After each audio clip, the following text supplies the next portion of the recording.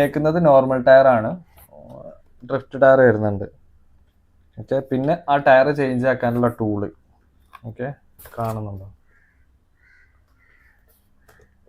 ഇത്രയാണ് ഇതിനകത്ത് വരുന്നത്. നമുക്ക് പുറത്തെടുക്കാം, കാണിച്ചു തരാം. ഇതാണ് നമ്മളെ റെഡ് ഡ്രിഫ്റ്റ്. ഓക്കെ, ഇനി കാറ് നോക്കാം. നല്ല അടിപൊളി കളറാണ് റെഡ്. നല്ല എന്താ പറയുക, എനിക്ക് ഭയങ്കര ഇഷ്ടപ്പെട്ടു കേട്ടോ റെഡ്. വൈറ്റും നല്ല കൊള്ളാം. ഫ്രണ്ടിൽ as usual BMW M330 grill വരുന്നുണ്ട്. 2 ലൈറ്റ് വരുന്നുണ്ട്. ലൈറ്റൊക്കെ നമുക്ക് റൺ ചെയ്ത് നോക്കാം. ഇവിടെ ഒരു ഇൻഡിക്കേറ്ററിൻ്റെ ഒക്കെ ഒരു പോലത്തെ ഒരു ലൈറ്റിൻ്റെ ഒരു ഇതുണ്ട്. വർക്കിംഗ് ഒന്നുമല്ല.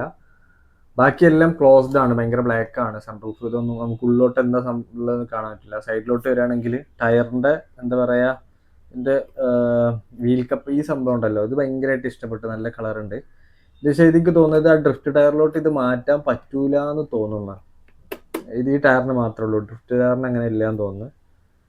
പിന്നെ സൈഡിൽ വേറെ ഡീറ്റെയിൽസ് ഒന്നുമില്ല. പിന്നെ ഞാൻ മറ്റേതിനകത്ത് ഞാൻ മെൻഷൻ ചെയ്തിട്ടുണ്ടായിരുന്നു ഈ റബ്ബറിൻ്റെ സൈഡ് മിറർ. ഇത് ആക്ച്വലി ഭയങ്കര ഒരു അടിപൊളി സംഭവമാണ്. കാരണം നമ്മൾ ഡ്രിഫ്റ്റ് ഒക്കെ ചെയ്യുന്ന സമയത്ത് ചുമ്മാ എവിടെയെങ്കിലും പോയി ഇടിക്കുക അങ്ങനത്തെ ഒക്കെ സംഭവിക്കും. അപ്പോൾ ഇനി ഇതാണെങ്കിലും ക്രൗളേഴ്സ് ആണെങ്കിലും ഒക്കെ ഉള്ള പ്രശ്നം എന്ന് വെച്ചാൽ, മുന്നേ നമ്മളൊരു K5 ബ്ലേസറിൻ്റെ ഒക്കെ വീഡിയോ ഇട്ടുണ്ടായിരുന്നു. ഇതിനകത്തൊക്കെ സംഭവിച്ചതെന്ന് വെച്ചാൽ ഇടിച്ച് വീഴുമ്പോഴേക്ക് അതിൻ്റെ ആ സൈഡ് ഗ്ലാസ് പൊട്ടിപ്പോയി. പിന്നെ നമുക്കത് എന്താ പറയുക, നന്നാക്കി എടുക്കുന്നത് ഭയങ്കര റിസ്ക്കാണ്. ഒട്ടിച്ചൊക്കെ വെച്ച് സെറ്റാക്കണം.